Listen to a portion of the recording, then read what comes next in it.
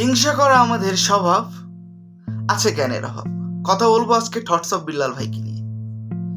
তিনি আজকে ব্যাপক জনপ্রিয়, কারণ তিনি তার নিজের মেধা দিয়ে ছন্দ লিখেছেন, সেগুলো সুন্দর করে আবৃত্তি করেছেন, মানুষের মনে লেগেছে, বাস্তব কথা লিখেছেন। তার কিন্তু সফল হতে সময় লেগেছে। আজকে তার নিজের গুণের কারণে কিন্তু আজকে সে এত জনপ্রিয়, আর সাথে মানুষের দোয়া আছে, মানুষের ভালোবাসা আছে।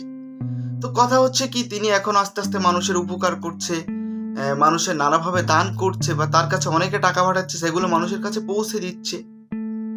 আমার কথা হচ্ছে, সে কিন্তু বাসায় বসে থাকলে পারতো, নতুন নতুন ভিডিও করে ইনকাম করতে পারতো, কিন্তু না, তিনি মানুষের সেবা করছে। এখানে কথাটা হচ্ছে কি, আমরা কিছু মানুষ আবার একটু হিংসা করা শুরু করেছি।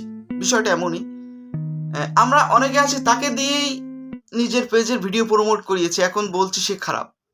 এখানে হিংসাটা এইখানে যে আমি এত বছর ধরে ট্রাই করছি, পারলাম না, আমি ওর মতো করে করছি, তার জায়গায় যেতে পারছি না। এই হিংসাটা আমাদের মাঝে ভাই, হিংসা করে কোনো লাভ নাই। থটস অফ বিল্লাল ভাই আজকে এই জায়গায় মানুষের দোয়ায়, তার চেষ্টায়, পুরো চেষ্টায়, আপনার কপালে যতটুকু লেখা আছে আপনি ঠিক ততটুকুই পাবেন, তার বেশি আপনি পাবেন না, এটা উপরওয়ালা লেখা। তবে আসি, হিংসা না করি, সবাই সবার পাশে থেকে ভালো কিছু করার, এটাই ভালো হবে।